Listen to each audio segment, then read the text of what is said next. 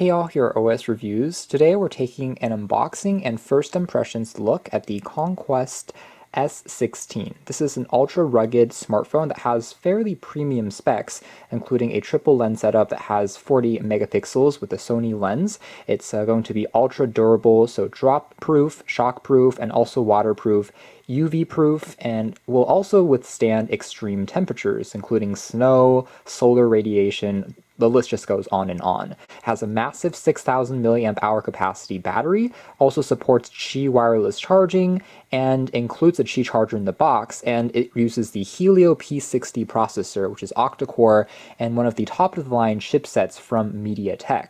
It's also customizable, as you saw there in that brief advertisement. The plates can be changed in terms of colors, so in fact you get some included ones in the packaging, one which is gold, one which is silver, so you can even customize the railing, which is an interesting idea. Now this is not a cheap device, it's actually the flagship model for this company, and it sells at $500. It also has a remote control function.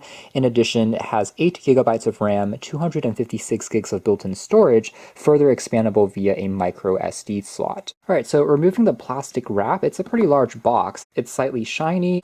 We have access to the phone here right on top with a included lanyard that says Conquest, and there's even a charging dock included with this phone, but this allows it to stand upright while you charge it. It uses these contact pins for a proprietary mechanism, and then uses Type-C on the other side. So basically there's 3 ways of charging it. You can use Qi wireless charging, you can use this dock to charge it, which has these proprietary prongs, or you can use a standard USB Type-C port. Here's what the wall adapter looks like. It has a dramatic red and black accent, and a simple USB lead. Now, we'll take a closer look at the design later, but immediate first impressions is it's definitely a very large phone, not only because of the rubber bumpers, which is adding some thickness to it. It's almost like a phone with a case attached to it, if you think about it, but the size by itself is already quite large. The screen here, around 6.3 inches, is going to be in the kind of phablet territory, so that's something to keep in mind.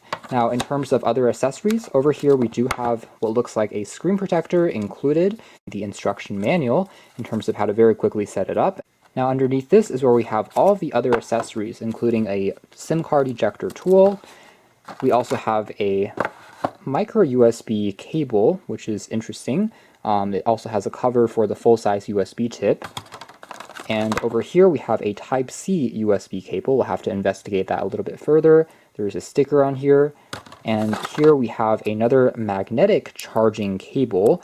So this is also another way to charge the phone without using the dock, but it has the same prongs, as you can see there, as the dock. So if you don't want to use wireless charging, if you don't want to use a cable, you can still charge it using these pogo magnetic points without even using the dock. So they give you another cable in here, which is kind of neat. Here we have what looks like a USB Type-C to 3.5 millimeter headphone adapter jack. That possibly means that this phone doesn't have a standard headphone jack. That is a slight shame, I think, because the phone is definitely large enough to have supported one, although it probably would have needed to be covered up anyways by a rubber. We also get a Qi wireless charging mat as the added bonus. It's coated in this really soft touch rubber material that feels really grippy and durable. In fact, the Qi component is actually removable from this rubber pad. It's actually just this little disc that says Conquest, and we have engraved on it the S16. And we have our answer. The Qi charging pad is what uses micro USB. So if you want to provide power to this charging pad, you have to use that slightly older cable, but the phone itself uses USB Type-C. It looks like there is a protective film already on the display. This is indeed still a screen protector. We can see that removing this, we still get a film underneath. So there's a pre-applied plastic screen protector that you get out of the factory, and there's a second bonus screen protector in the box. With the massive 6,000 milliamp hour capacity battery, I expect this thing to also be quite a endurance champion. Of course, we'll find out more when we do the actual review, but let's power it on here for the first time.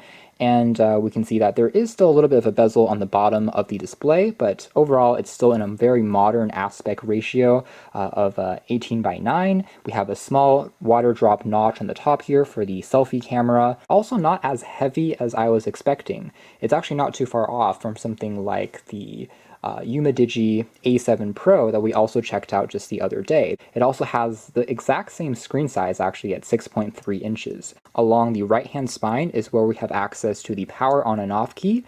These buttons here are made out of rubber. They feel relatively tactile and responsive. Dedicated volume controls, and this is the first SIM card slot. Now we have this dramatic red and black accent here out of the box. On the rear here, we have a soft touch rubber material that feels very durable. We have a loudspeaker mounted on the bottom here, the Conquest logo once again. Up top, we'll find the triple lens setup. One of these will be a wide-angle lens, another one for bokeh effect, a dual-tone LED flash. Again, the primary camera up to 48 megapixels, and we have a traditional fingerprint scanner, but nothing wrong with that. Flipping it onto the other side is where we have the second SIM card slot, which can also hold a micro SD card to expand on the memory. We have a dedicated AI key, which will be interesting to see. Perhaps that brings up a special command or the Google Assistant. Another function key which can be reprogrammed to your liking. And there's also a push-to-talk walkie-talkie button. On the bottom here is where we have the microphone, and underneath this really thick rubber flap to prevent any water or salt or sand from getting in is where we have the Type-C port. And here's kind of what it looks like if you pop it onto that Qi charging mat. The dock here is magnetic, by the way, so it will lock itself into the position just by putting it close enough. So it's very tight. The setup process is actually quite simple and straightforward. It's just entering our Wi-Fi and our Google account info, and we're ready.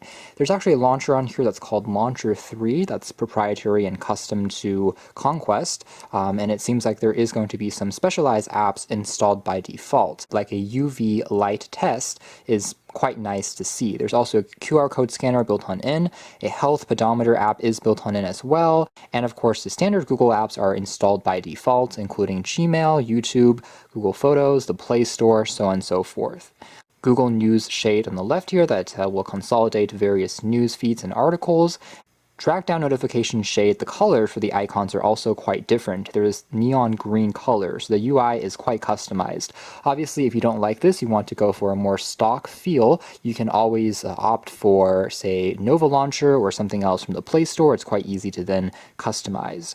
Definitely quite a few things which we can take a closer look at, including custom keys, so you can remap these controls here. The side key function can one click, for example, take a look at a specific application, starts a sound recording, open a flashlight, customize the application. That's pretty neat. A long press can do something else versus a double click can do another action. Lock the phone just by waving our hand in front of it, kind of like a Moto X back in the day, probably using a proximity light sensor. And other gestures include double tap to lock and unlock, so you can tap the home key at any times, 2 times, to basically turn the screen off.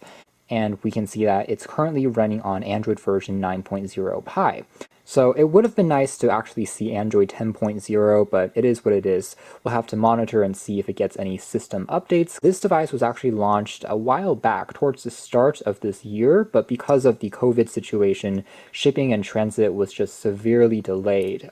Now in terms of other wallpapers, we can briefly take a look at that and see which ones come included. A lot of these which are custom from Conquest, that really gives it a durable feel with this carbon fiber texture. If we do something like jump into, say, the camera, a little reminiscent of iOS, but it's working quite well here. And there is an AI mode which can automatically detect, based on various scenes that you're pointing at, and optimize the camera in terms of the ISO, the white balance, to perform better on certain objects, such as for food, flowers, portrait, building, so on and so forth. It's a pretty neat trick, and the Helio P90 is one of the chipsets that supports AI and has a neural processing engine built on in. And it works quite well for recognizing these objects based on our experience with this chipset in the past. For the wide-angle lens, all we have to do is pinch out, and that will further kind of expand the field of view up to 118 degrees. Other things include changing the display properties, like giving a night light mode that turns off the blue light filter, an eye protection mode, which is going to be similar in terms of changing what it looks like. Also a grayscale mode, which turns everything black and white, maybe better for text reading. most useful utility app that comes pre-installed is also called Conquest Toolbox, and inside of here is where you'll find all of the other applications that will do things like give you access to a compass, for instance. And there's also a heart rate monitoring tool, kind of similar to a Samsung Galaxy phone, which also has a heart rate function built onto most of their flagships. We've got a barometer that tells you your kind of air pressure that you're currently in, as well as a alarm that will ring a siren for SOS. And as a side note, the UV sensor is located on the top. So that's more or less it for our unboxing and first impressions look at the Conquest S16. It's an ultra-durable smartphone with a huge battery, a very strong construction quality, and pretty close to flagship level specs in terms of the RAM, storage, and even processing power. Things are very smooth and gives you some extras as well in terms of hardware features like UV light monitors, barometers, optional walkie-talkie functions. The list just goes on and on. Definitely a very unique and fully featured phone. So of course we'll be doing more testing and come out with a more complete review soon, but for now that's been our video. Thanks for watching here at OS Reviews. That's been the Conquest S16.